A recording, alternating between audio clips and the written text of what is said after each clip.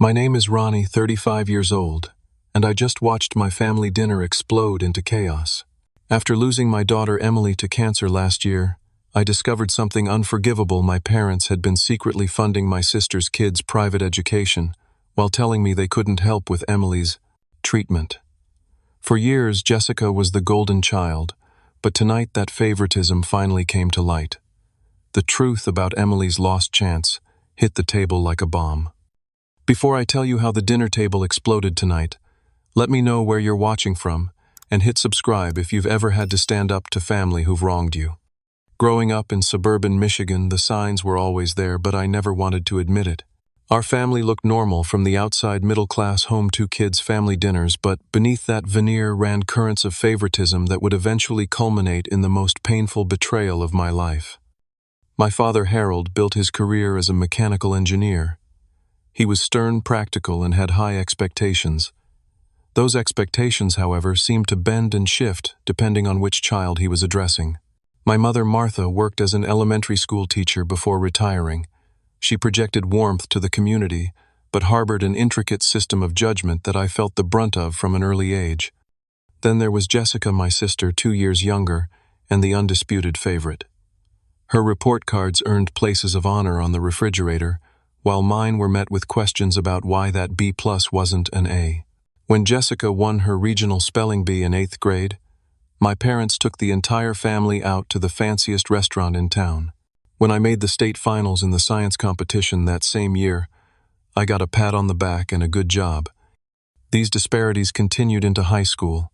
Jessica's participation in debate club warranted new outfits and weekend trips for competitions. My interest in computer programming was dismissed as playing on computers. The pattern was consistent but subtle enough that complaining about it would sound like petty jealousy. College marked another stark contrast. I worked 20 hours a week at the campus IT department and took out loans to cover what my scholarships didn't. Meanwhile, Jessica received a full ride not from merit scholarships as she let everyone believe, but from our parents' checkbook. I only discovered this years later when Mom accidentally mentioned their monthly payments during a Thanksgiving dinner. Despite everything, I tried to build my own life. After graduating with my computer science degree, I secured a position as an IT specialist at Riverside Memorial Hospital. The pay was good, the benefits solid, and the work interesting enough. At 25, I married Sarah, my college girlfriend. We had dated for 3 years and everything seemed to be falling into place. Emily came along when I was 27, a tiny bundle with curious eyes and a smile that could light up the darkest room. From the moment she was born, she became my world. Sarah, however, struggled with motherhood in ways neither of us anticipated. Postpartum depression gave way to increasing distance, and by the time Emily turned 3, Sarah decided she couldn't handle parenthood. The divorce was quick. Sarah moved to Oregon for a fresh start and has only maintained sporadic contact with Emily through occasional video calls on birthdays and Christmas. Becoming a single father was never in my plan, but Emily and I developed a rhythm. We had breakfast together every morning. She always wanted strawberries cut into heart shapes. I arranged my work schedule to accommodate school pickup, and we spent evenings building elaborate Lego creations or reading stories where she insisted on doing all the character voices. While I was rebuilding my life around my daughter, Jessica's trajectory continued its golden path. Her law degree from an Ivy League university funded entirely by our parents led to a position at a prestigious firm, though she quit within 2 years after marrying Richard, a wealth manager at one of the largest banks in the Midwest. Their wedding was an elaborate affair at a lakeside resort, with our parents beaming with pride and handling at least half the considerable expenses. Within 3 years, Jessica gave birth to twin boys, Alexander and William. My parents transformed into doting grandparents overnight, buying custom-made outfits and driving 2 hours each way every weekend to visit. Their behavior with the twins stood in stark contrast to their interactions with Emily. While they remembered her birthdays and occasionally took her shopping, there was always a palpable difference in enthusiasm. Jessica and Richard built a 5-bedroom house in Lakeview Hills, the most exclusive neighborhood in our area. Their home featured in a local magazine's luxury living, spread complete with a professional kitchen Jessica rarely used, and a home theater where Richard hosted football watch parties. They took annual vacations to Europe, or tropical islands documented meticulously on Jessica's social media accounts. Throughout all this, I maintained a relationship with my parents out of a sense of duty and the hope that Emily would have grandparents in her life. We attended Sunday dinners at their house twice a month, where Jessica's accomplishments, or more often her children's, dominated conversation. I watched as Emily tried to share stories about school or her latest art project, only to be interrupted by updates about the twins' piano recitals or swimming lessons. Jessica's entitlement grew with each passing year. She expected our aging parents to babysit on short notice, complained when birthday gifts weren't extravagant enough, and spoke condescendingly about my modest 3-bedroom ranch house. Yet our parents never called her out, instead making excuses for her behavior or changing the subject. Despite all this, Emily adored her grandparents. She made handmade cards for their anniversaries and always picked out thoughtful Christmas gifts with her limited allowance money. She never noticed, or at least never mentioned, how her cousins received more attention and praise. Her capacity for love without keeping score made what happened later all the more devastating. The day that changed everything started like any other Tuesday. Emily, 8 years old and full of energy, had complained about feeling tired for a couple of weeks. I'd noticed some bruising on her legs that seemed excessive for a kid who played normally. She'd had a lingering cold that wouldn't quite go away. Nothing alarming in isolation, but together enough for me to schedule a doctor's appointment. I expected antibiotics for an infection or maybe iron supplements. Instead, our family doctor looked concerned after examining Emily and ordered blood tests immediately.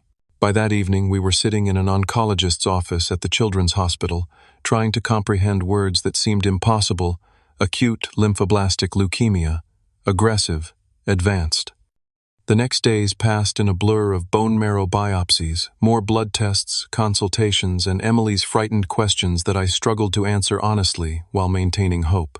Dr. Graham, a pediatric oncology specialist with kind eyes and a gentle manner, explained the treatment protocol: intensive chemotherapy, beginning immediately, followed by maintenance therapy that could last for years. "Daddy, am I going to die?" Emily asked. On our third night in the hospital, her small hand gripping mine, her hair still intact but not for long.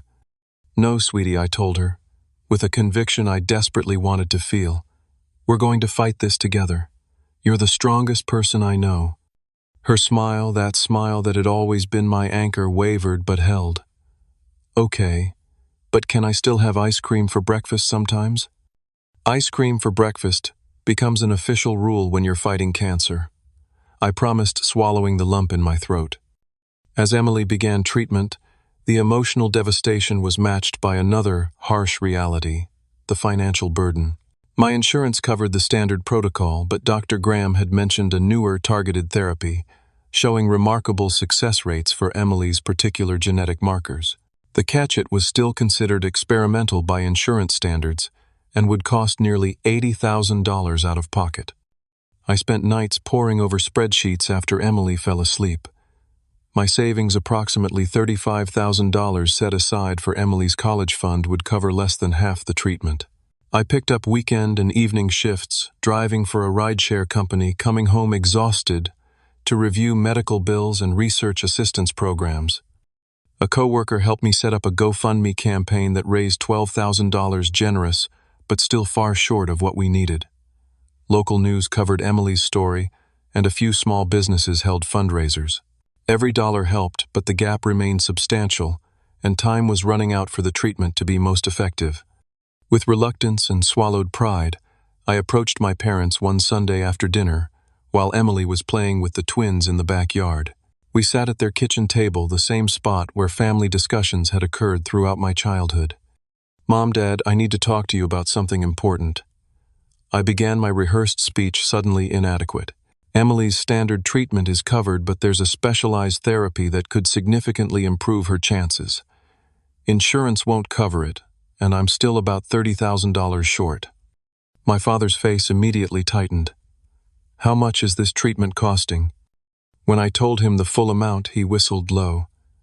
"That's a lot of money for something experimental." "It's shown a 70% success rate in cases like Emily's," I explained, pulling out the medical journal articles I'd printed. The standard treatment only offers about 40%. My mother glanced at the papers but didn't take them. We're on a fixed retirement income, Ronnie. You know that. I'm not asking for a gift, I clarified. It would be a loan. I can pay it back over time. They exchanged a look I couldn't quite interpret. My father cleared his throat. We'll have to look at our finances and see what's possible. We're not making any promises. We'll pray for Emily, my mother added, patting my hand. God works in mysterious ways. I left with vague assurances they'd see what they could do. Days passed, then weeks, without any follow-up from them. When I called to ask, there were always excuses. They were still figuring things out. They needed to talk to their financial advisor. They had unexpected expenses come up. Meanwhile, Emily started chemotherapy. Her beautiful brown hair fell out in clumps until we made it a special day to shave her head together. She named her IV pole Ferdinand and drew a smiling face on the bag of fluids. Even as nausea and fatigue became constant companions, she maintained a bravery that humbled me. Jessica visited the hospital exactly twice during Emily's initial 6-week stay. Both times she complained about the parking situation and brought gifts that were wildly age-inappropriate makeup for a child too sick to care, clothes, several sizes too large to grow into. My parents came weekly, bringing store-bought cookies and awkward conversations, staying exactly 1 hour before finding reasons to leave. At family gatherings, which became less frequent as Emily's condition dominated my life, Jessica would place her hand dramatically over her heart.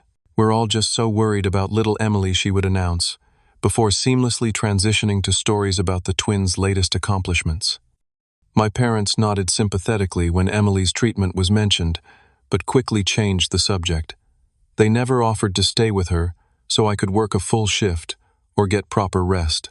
They never volunteered to help with the mountain of medical paperwork or hospital bills covering my dining room table. Emily noticed. One evening after they'd left following a particularly brief visit, she looked at me with eyes too wise for her years. "Grandma and Grandpa don't like hospitals, do they, Daddy?" "They're from a different generation, sweetie," I said, searching for an explanation that wouldn't hurt her. "Hospitals make them uncomfortable." "It's okay," she said, adjusting her knit cap over her bald head. "You're here all the time. That's what matters." Her understanding broke my heart and strengthened my resolve. If my parents wouldn't help, I would find another way. But as Emily's first round of treatment failed to produce the hoped-for results, my determination began to mix with a growing resentment toward my family's absence when we needed them most. 3 months into Emily's treatment, Dr. Graham called me into her office to discuss the latest test results. The standard protocol wasn't working as well as they'd hoped. Emily's cancer was stubborn, fighting back against the medications that were supposed to save her. "There's a specialized treatment center in Houston," Dr. Graham explained, her normally confident voice tinged with concern. "They're doing remarkable work with cases similar to Emily's. I'd like to refer her there for evaluation and possibly for their enhanced protocol." My throat tightened. What would that involve? Initially, a 2-week stay for comprehensive testing and treatment planning. After that, potentially 6 to 8 weeks of intensive therapy. The good news is that they're seeing much better outcomes for resistant cases like Emily's. I asked the question I dreaded. What about insurance coverage? Her hesitation told me everything. They'll cover the standard portions, but the center uses integrated approaches that are still classified as investigational. The out-of-pocket costs would be substantial, possibly $60,000 to $70,000, including travel and accommodation. The amount might as well have been $1 million. I'd already depleted my savings, maxed out a credit card, and was working every spare hour possible. The GoFundMe had stalled at $18,000, and I'd used most of that for medical bills not fully covered by insurance. That night, Emily had a fever of 103 degrees. We spent the night in the emergency room where she received antibiotics for an infection, a common complication with her compromised immune system. As I watched her sleep in the hospital bed, her small body connected to monitors and IV lines, her stuffed giraffe clutched tightly against her side, I made my decision. I would make another appeal to my parents, laying everything on the line. I chose a Tuesday evening when I knew they'd be home alone. Jessica and her family were on a ski trip in Colorado, something I knew because she'd posted daily photos of the twins in matching snowsuits and complained about the quality of service at their luxury resort. My parents seemed surprised when I arrived unannounced. Emily was staying with Hannah, the mother of her best friend from school, who had become an invaluable support during our journey. "I need to talk to you both," I said, declining my mother's offer of coffee. My voice was steady, but my hands trembled slightly. Emily's condition is worse than we thought. The local treatments aren't working, and her doctor is recommending a specialized center in Houston. I laid out all the details, the success rates, the timeline, the total costs. I showed them Dr. Graham's written recommendation and the brochure from the Houston Center, highlighting the outcomes for children with Emily's specific type of leukemia. This could save her life. I concluded, not bothering to hide the desperation in my voice. I've done everything possible on my own. I've picked up extra work, sold my car for a cheaper model, even looked into a second mortgage. But I still need help. Please. She's your granddaughter. My father leaned back in his chair, arms crossed. "Ronnie, we sympathize with your situation, we really do. But we're talking about experimental treatments with no guarantees. At our age, we have to be extremely careful with our finances." "What your father is saying," my mother interjected, "is that we live on a careful budget now. Our retirement needs to last potentially 20 years or more." "I'm not asking for the full amount," I argued, frustration building. "Even 10 or 15,000 would help tremendously. I can keep working extra shifts, maybe find another loan for the rest." My father shook his head firmly. "We just don't have that kind of liquid cash available. It wouldn't be financially prudent." "Prudent," I repeated, my voice rising despite my determination to remain calm. "We're talking about Emily's life. And we're praying for her every day," my mother said, reaching for my hand, which I pulled away. "God has a plan even when we don't understand it." I stood up, gathering the papers they hadn't bothered to examine closely. "So that's it. Your granddaughter needs life-saving treatment, and you're saying no." "We're saying we can't," my father corrected, his tone indicating the conversation was over. "There's a difference." I left their house that night with a clarity I hadn't possessed before. My parents wouldn't help Emily. I would need to find another way, or accept the standard treatment and its lower success rate. The contrast between my struggle and the support network that materialized around us became increasingly stark. My supervisor at the hospital rearranged schedules to accommodate my needs and started an employee donation fund. Emily's school organized a walkathon that raised nearly $3,000. Complete strangers contributed to our updated GoFundMe after a local news station ran a follow-up story. Meanwhile, my family remained conspicuously absent.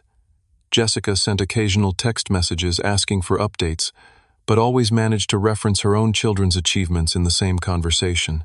"How's Emily doing after her treatment? By the way, Alexander just got selected for the gifted program at school." My parents called weekly with brief, awkward conversations that never acknowledged our last discussion or offered any practical help. They sent Emily a gift basket from an online retailer with a pre-printed card saying, "Get well soon," as if she had a cold, not cancer. 2 months after my failed appeal to my parents at a Sunday dinner, I'd reluctantly attended because Emily had specifically asked to see her cousins. Jessica made an announcement that would plant the first seed of my later discovery. "We've got some exciting news," she said, clinking her fork against her wine glass for attention. "The boys have been accepted to Westfield Academy for next fall." My parents erupted in enthusiastic congratulations while I tried to place the name.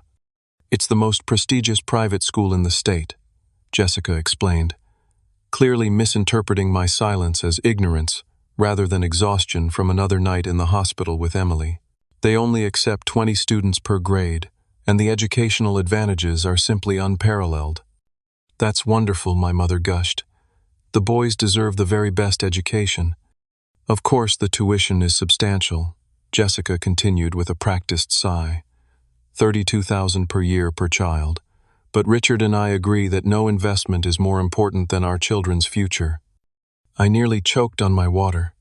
$64,000 annually, almost exactly the amount needed for Emily's specialized treatment. I glanced at my parents, who showed no reaction to the figure that had been deemed impossible, when it came to their granddaughter's life. "How will you manage that?" I asked Jessica, my tone more pointed than I'd intended. She waved dismissively. "We'll make it work. Sacrifices for education are always worth it." Throughout the remainder of dinner, I observed my parents' animated discussions about the boys' educational prospects, their obvious pride and excitement, a stark contrast to their somber, distant attitude whenever Emily's pride and excitement. Treatment was mentioned. The seed of suspicion was planted, but in those moments I was too focused on Emily's immediate needs to water it. The Houston Treatment Center would have to wait. We would continue fighting with the resources we had, and I would keep searching for ways to afford the better option. What I didn't know then was that the truth was far worse than I suspected, and it would come to light only after it was too late to make a difference for my daughter. Emily's condition deteriorated steadily over the next 4 months. The standard treatments continued to fall short, and infections became more frequent and severe as her immune system weakened. Hospital stays stretched from days into weeks. I took a family medical leave from work, surviving on savings and the generosity of the hospital's employee emergency fund. Despite everything, Emily remained my brave girl. On good days, we played board games in her hospital room or watched baking shows she had become obsessed with. She sketched elaborate designs for cakes she planned to make when I get better. On harder days, when pain and nausea overwhelmed her, she still managed to thank her nurses and apologize for being too tired to play. Dr. Graham continued advocating for the Houston treatment, even reaching out to the center to negotiate costs and explore charity care options. But time was working against us. Emily's latest scans showed the cancer spreading to her central nervous system, dramatically reducing her odds of recovery without the specialized treatment we couldn't afford. By winter, Emily was too weak to leave the hospital. I slept in the recliner beside her bed every night, going home only to shower and change clothes. My parents visited once a week, staying briefly, and always seeming relieved to leave. Jessica came by once a month at most, usually when she happened to be in the area for something else. On a snowy January morning with weak winter sunlight filtering through the hospital window, Emily took a turn for the worse. Her breathing became labored, her oxygen levels dropping despite supplemental oxygen. The medical team worked for hours to stabilize her while I stood pressed against the wall of her room, praying to a God I wasn't sure I believed in anymore. That evening, as monitors beeped steadily in the background, Emily opened her eyes and looked at me with surprising clarity. "Daddy," she whispered, her voice barely audible. "I'm tired of fighting." I took her small hand, mindful of the IV line. "I know, sweetheart. You've been so brave. Is it okay if I rest now?" The question broke something inside me, but I managed to keep my voice steady. "Yes, Emily. It's okay. I'll be right here with you." She smiled faintly. "I love you, Daddy. Forever and always and infinity." "Forever and always and infinity +1, I replied, our standard exchange since she was 4. Emily died peacefully in her sleep that night. She was 10 years old. I sat holding her hand for hours afterward, unable to comprehend a world that would continue spinning without her in it. The funeral was small. Emily's teachers and classmates, neighbors, my co-workers, and the medical staff who had become like family over the previous year. My parents attended, of course, looking appropriately somber, but somehow detached, as if at a distant acquaintance's service rather than their granddaughter's. Jessica arrived late and left early, citing the twins' swimming lessons. The weeks after Emily's death passed in a fog. I returned to work because routine was the only thing keeping me functioning. Friends checked in regularly, dropping off meals I barely touched, and offering companionship I rarely accepted. My parents called occasionally with awkward condolences that never acknowledged the desperate measures that might have saved her. 6 months after losing Emily, I was existing rather than living. My house remained filled with her things, her stuffed animals arranged on her bed, her art projects magnetized to the refrigerator, her shoes still by the door. I couldn't bear to pack them away, as if doing so would erase the last tangible evidence that she had been real. It was during this period of numbed grief that I made the discovery that would eventually lead to the confrontation at my parents' dinner table. My father called one afternoon unusually flustered, explaining that their home computer was acting up and asking if I could come over to fix it. Under normal circumstances, I would have talked him through basic troubleshooting over the phone, but the thought of a practical task, something concrete I could actually fix, held appeal. I arrived to find my parents heading out the door late for a doctor's appointment they'd forgotten. "Just let yourself in and take a look," my father said, handing me the spare key. "We shouldn't be more than an hour or two." Alone in their house, I sat at the desktop computer in their home office. The issue was minor. Multiple browser windows and tabs, slowing things down. But as I closed the excess programs, I noticed a spreadsheet left open in the background. The file name caught my eye. Grandchildren, Education, Fund, 2LSX. I knew I should simply close it and finish my task. But something curiosity, suspicion, or perhaps Emily's memory compelled me to look closer. The spreadsheet detailed regular payments to Westfield Academy, Jessica's twins' private school. Payments of $32,000 per child per year. Payments that had begun 2 years ago during Emily's treatment. My hands shaking, I scrolled through the document, finding not only tuition payments, but also deposits into a future education account established when the twins were born. The account currently held over $120,000 earmarked for their college educations. A sick feeling grew in my stomach as I opened their financial management software still logged in on the desktop. There I found evidence of a substantial investment portfolio, a vacation property in Florida I'd never heard mentioned, and liquid assets that far exceeded the fixed retirement income they'd claimed, prevented them from helping Emily. I took screenshots and photos of the evidence with my phone, my mind struggling to process what I was seeing. My parents had lied. They had money, significant money, and had chosen to invest it in their favorite daughter's children while refusing to help save their granddaughter's life. When I heard their car pulling into the driveway, I quickly closed everything except the original browser windows I'd been asked to fix. I completed the task, mechanically accepted their thanks, with a wooden smile, and left before my roiling emotions could betray me. Driving home, the full weight of the discovery pressed down on me. It wasn't just that they could have helped but chose not to. It was that they had actively lied about their financial situation while funding educational luxuries for the twins. The contrast was so stark, so cruel, that I couldn't formulate a coherent response. Emily might still be alive if they had helped. That thought played on repeat as I pulled into my driveway and sat in my car, unable to move, staring at the empty swing set in the backyard that Emily would never use again. The days following my discovery were among the darkest I'd experienced since Emily's death. The initial shock gave way to waves of emotion that threatened to drown me, rage, so intense it left me shaking, grief that reopened like a fresh wound, betrayal that tainted every family memory. I avoided my parents making excuses to miss the next 2 Sunday dinners. I stopped answering their calls, responding only with brief texts claiming I was busy or not feeling well. Jessica's occasional messages received similarly terse replies. I couldn't trust myself to interact with any of them without the truth exploding out in ways I might regret. Sleep, already elusive since Emily's passing, became nearly impossible. I would lie awake replaying moments from her treatment, her courage during painful procedures, her apologizing for being expensive after overhearing a conversation about medical bills, her faith that everything would be okay because families take care of each other. Each memory now carried the poisonous knowledge that help had been available but deliberately withheld. During the day, I functioned on autopilot. Work provided a welcome distraction, but evenings in Emily's too-quiet house became unbearable.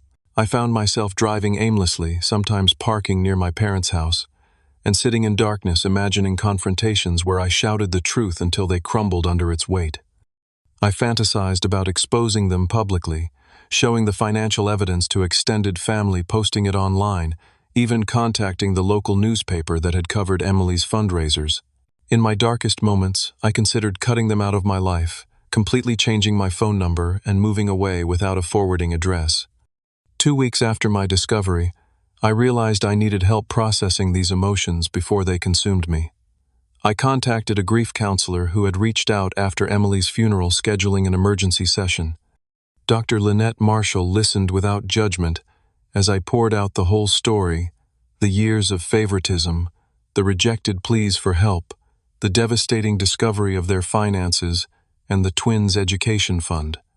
What I can't understand, I said, my voice hoarse from talking, is how they could do this. How could anyone choose private school for healthy grandchildren over life-saving treatment for a sick one? She considered my question carefully. Sometimes people build narratives about fairness that aren't really fair at all. They might tell themselves they're being equitable by investing in all grandchildren according to predetermined plans, regardless of changing circumstances. But Emily needed that money to live, I countered. I know, she said gently, and there's no justification for their choice. But understanding possible motivations might help you decide how to proceed. Over the next few sessions, Dr. Marshall helped me explore options for addressing this betrayal. The desire for revenge remained strong, but she encouraged me to consider what Emily would want and what would ultimately help me heal. Publicly exposing your parents might provide momentary satisfaction, she acknowledged, but consider whether that aligns with your values or Emily's memory. There are ways to confront this directly that don't involve scorched earth. We discussed boundaries, forgiveness versus reconciliation, and how to honor Emily's legacy while protecting my own well-being. Throughout these conversations, one truth became increasingly clear. Silence wasn't an option. The secret knowledge was poisoning me from within. For any healing to begin, the truth needed to be spoken aloud. What about just cutting them off? I asked during one session. Never seeing them again. That's absolutely you're right, Dr. Marshall said, but consider whether you'd be satisfied without first telling them why. Unspoken truths have a way of following us even into estrangement. As I grappled with these questions, my mother called to invite me to their 40th wedding anniversary dinner. Just family, she emphasized. Jessica, Richard, the boys, and you. We've missed you at Sunday dinners. The timing felt like either cosmic irony or perfect opportunity. After discussing it with Dr. Marshall, I decided to accept the invitation. If I was going to confront them, this setting a celebration of family bonds seemed fitting. In the days leading up to the dinner, I prepared methodically. I made copies of the financial evidence and stored them in a folder. I wrote down key points I wanted to make, knowing emotions might cloud my thinking in the moment. I practiced what I would say, focusing on facts rather than accusations, though the distinction felt academic when the facts themselves were so damning. Dr. Marshall helped me set boundaries for the confrontation. You can't control how they'll react, she warned. They might become defensive, deny everything, or try to paint you as irrational with grief. Be prepared for that. What if they apologize? I asked, though I couldn't imagine it. Then you'll need to decide what, if anything, that changes for you. Apologies don't erase consequences or bring Emily back. The evening before the dinner, I visited Emily's grave for the first time in weeks. The small headstone featured a carved giraffe, her favorite animal, and the inscription "Forever and Always in Infinity." I sat on the grass beside her, watching sunset colors paint the sky. I don't know if I'm doing the right thing, Em, I said aloud. But I can't keep pretending everything's normal when it's not. They should have helped you. They could have, and they chose not to. I don't know if that's something I can ever forgive.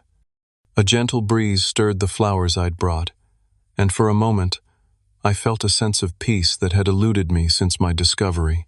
Whatever happened tomorrow, speaking the truth would honor Emily's memory better than preserving a facade of family harmony built on lies.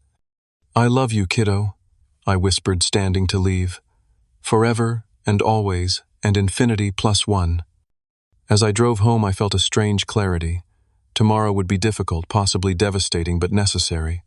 Emily had faced her illness with courage and honesty. I could face my family with the same. My parents' anniversary dinner was scheduled for 6 o'clock on a Saturday evening in August. I arrived precisely on time, a small gift bag containing a photo frame in hand, maintaining appearances until the moment was right. Their house looked the same as always, meticulously maintained lawn, seasonal wreaths on the front door, family photos arranged carefully on the entryway table. The familiarity felt jarring against my new understanding of the secrets hidden beneath. Jessica, Richard, and the twins were already there, the boys racing through the house in matching polo shirts while Jessica sipped wine in the living room.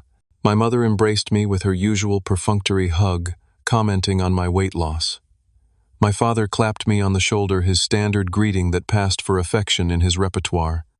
"We've missed you these past few weeks," my mother said, accepting the gift with a practiced smile. "It's good to have everyone together again." I nodded, not trusting myself to respond naturally. The folder with the evidence felt impossibly heavy in my jacket pocket. Dinner was elaborate. My mother's special occasion: pot roast fresh rolls, roasted vegetables from their garden, and a decadent chocolate cake for dessert. The dining room gleamed with their best china and crystal glasses, a stark contrast to the hospital cafeteria food I'd subsisted on during Emily's final months. Conversation flowed around me, mostly centered on the twins' accomplishments and Jessica's recent spa weekend. I contributed minimal responses, when directly addressed, observing how easily my family carried on without acknowledging the empty chair where Emily should have been. The first real trigger came when Alexander mentioned his new science class at Westfield Academy. "Grandpa, they have a real laboratory. We get to use microscopes next week." "That's wonderful," my father enthused. "A good science foundation is invaluable. That's exactly why we wanted you boys in a quality school." We wanted. The casual admission of involvement sent heat rushing to my face. I took a long drink of water, forcing myself to breathe evenly. Midway through the main course, my mother raised her wine glass. "I'd like to propose a toast. To 40 years of marriage, to our beautiful family, and to always being there for each other through life's challenges." The words "being there for each other" struck me like a physical blow. Jessica immediately followed with her own toast, standing to ensure all attention was on her. "To the most generous parents anyone could ask for," she said, her voice saccharine. "Mom and Dad, you've always put family first, and your support means everything to us." The twins, clearly coached, added their own tribute. "Thank you, Grandma and Grandpa, for helping us go to the best school ever." I felt physically ill. My hands trembled slightly as I set down my fork, the food now tasteless in my mouth. The carefully scripted confrontation I'd planned evaporated, replaced by a visceral need to speak the truth that had been buried for too long. "How much does Westfield Academy cost again?" I asked, my voice cutting through the sentimental atmosphere. Jessica looked annoyed at the interruption of her moment. "Why do you ask?" "Just curious about the exact figure," I said, maintaining a calm I didn't feel. $32,000 per year per child," Richard answered, oblivious to the tension. "Worth every penny for the educational advantage, though." $64,000 annually, I said slowly, looking directly at my parents. "That's quite a commitment." My father shifted uncomfortably. "The boy's education is important. Important enough to establish a special fund," for I continued, reaching into my jacket to remove the folder. "A grandchildren education fund, I believe it's called." The room went silent. My mother's face paled slightly. "Ronnie, what are you talking about?" I opened the folder and laid out the first page, a screenshot of their spreadsheet. "This is what I'm talking about. The fund you set up for the twins' education. The one you've been contributing to since they were born. The one that currently holds over $120,000 for their future college expenses." My father's expression hardened. "You went through our personal financial information." "Not intentionally. I found it while fixing your computer. But that's hardly the point, is it?" I placed another document on the table. "The point is that while Emily was dying, while I was begging you for help with a treatment that could have saved her life, you claimed you couldn't afford it because of your fixed retirement income." "Jessica," interjected Ronnie, "this is hardly the time." "When would be a better time, Jessica?" "Next month, next year. After we've all pretended long enough that what happened was unavoidable." I turned back to my parents. "You lied to me. You had the money. You chose not to help Emily." My mother's hands fluttered nervously. "It wasn't that simple, Ronnie. We have financial obligations, plans that were already in place. Plans more important than Emily's life." My voice cracked slightly. She was 10 years old. She fought so hard, and she might still be alive if she'd gotten the treatment Dr. Graham recommended. "There were no guarantees that experimental treatment would work," my father said defensively. "We had to make practical decisions about where to allocate our resources." "Practical decisions," I repeated the words, tasting bitter. "Tell me, what was the practical value of letting Emily die while ensuring the twins can learn to use microscopes in their private school laboratory?" Richard cleared his throat awkwardly. Perhaps we should take the boys into the other room. No, I said firmly. They should hear this. They should know what their education cost. My mother began to cry tears that seemed more about her discomfort than genuine remorse. We loved Emily, she insisted. But we couldn't throw away our savings on treatments that might not work. We have to think about the future. Emily doesn't have a future. The words exploded from me louder than intended, causing the twins to flinch. She doesn't get to grow up or go to college, or fall in love, or have a family. She's gone, and you could have helped save her, but you decided your retirement portfolio and the twins' private education were more important. Jessica stood up, face flushed with anger. That's enough. You can't blame Mom and Dad for Emily's death. Cancer killed her, not them. You're just looking for someone to blame because you can't accept what happened. I accept exactly what happened. I countered, struggling to keep my voice steady. Emily got sick. There was a treatment that might have saved her. It cost approximately what you spend on private school tuition. I asked for help. Our parents lied about their ability to provide that help while secretly funding educational luxuries for your children. My father pushed his chair back from the table. Emily was already too sick. The doctors said her chances weren't good even with the experimental treatment. This new rationalization landed like a blow. That's not true. She had a 70% chance with the targeted therapy. When did you speak to her doctors? We didn't, he admitted reluctantly. But you have to understand, Ronnie. We've worked our entire lives to build security for this family. We can't just deplete our savings on medical gambles. A medical gamble, I repeated numbly. That's what Emily's life was to you. A gamble not worth taking. Martha dabbed at her eyes with a napkin. We thought, it seemed like the kindest thing was to let nature take its course, rather than putting her through more treatments that might not work.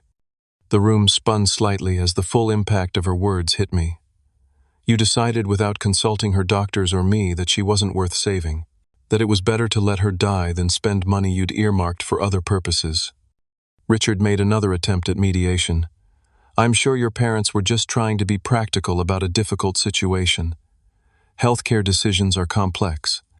Don't I cut him off? Just don't. This wasn't your decision to make. It wasn't their decision either. It was mine as Emily's father, and hers as someone fighting for her life. And you all robbed us of options that might have saved her.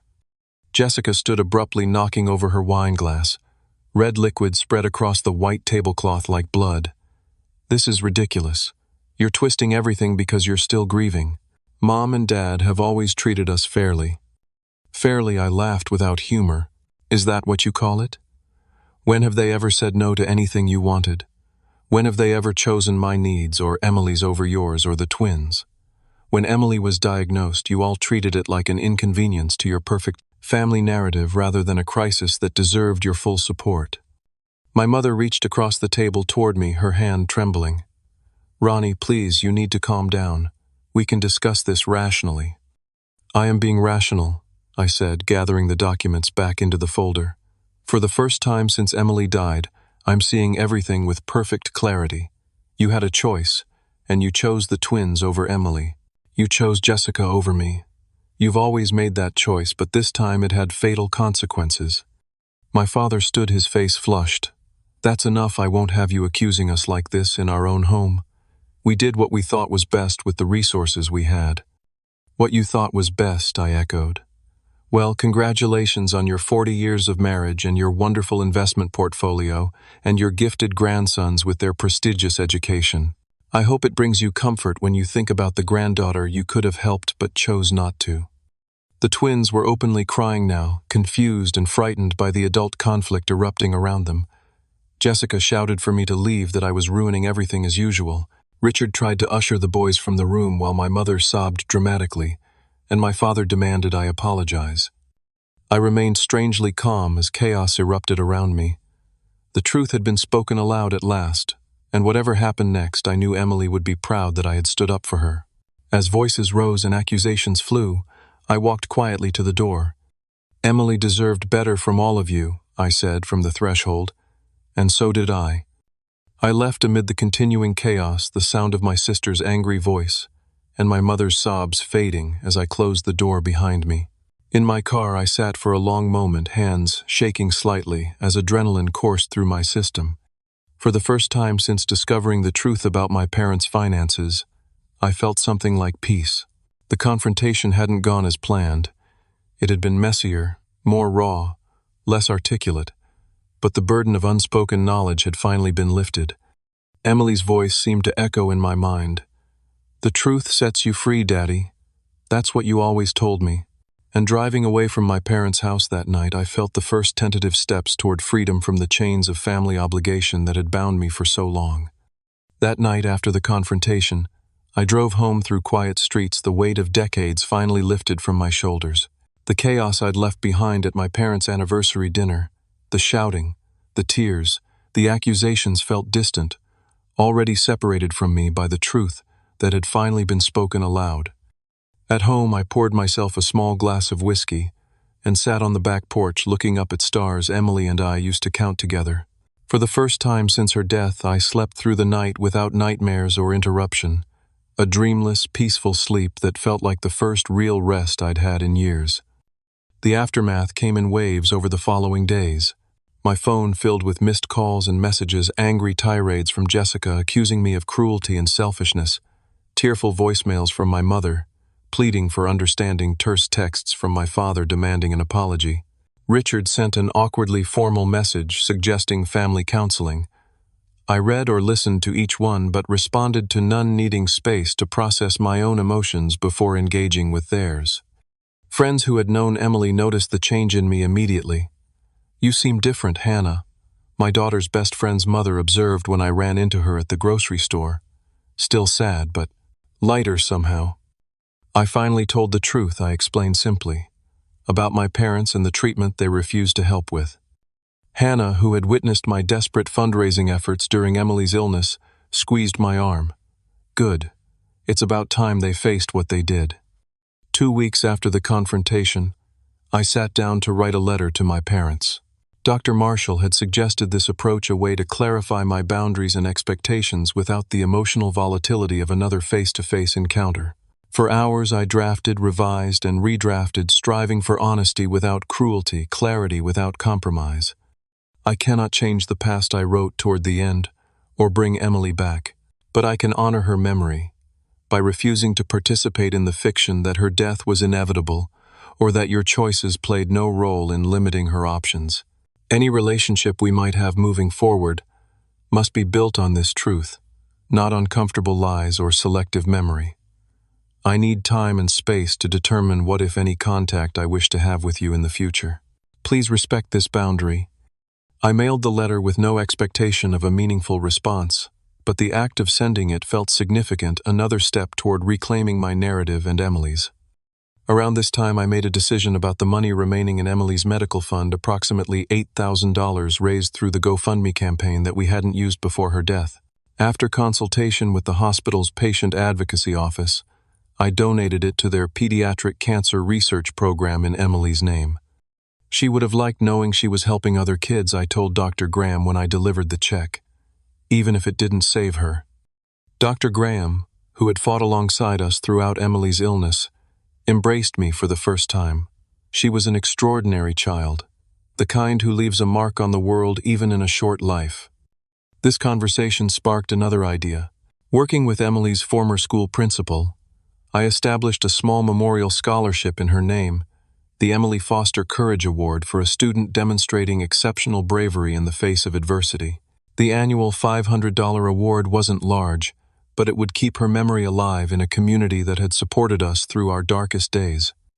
Jessica continued to alternate between angry messages and tearful pleas for reconciliation, never quite acknowledging the core issue. After several weeks, I finally responded with a brief but direct email. "I'm not interested in pretending nothing happened or that our family dynamic is healthy.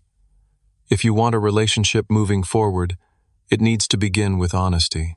That means acknowledging the favoritism that has shaped our family for decades and the devastating consequences of the choices made during Emily's illness. Until that happens, I need distance." Her response was predictably defensive, but contained the first hint of potential growth. I don't agree with how you've characterized everything, but I am sorry about Emily.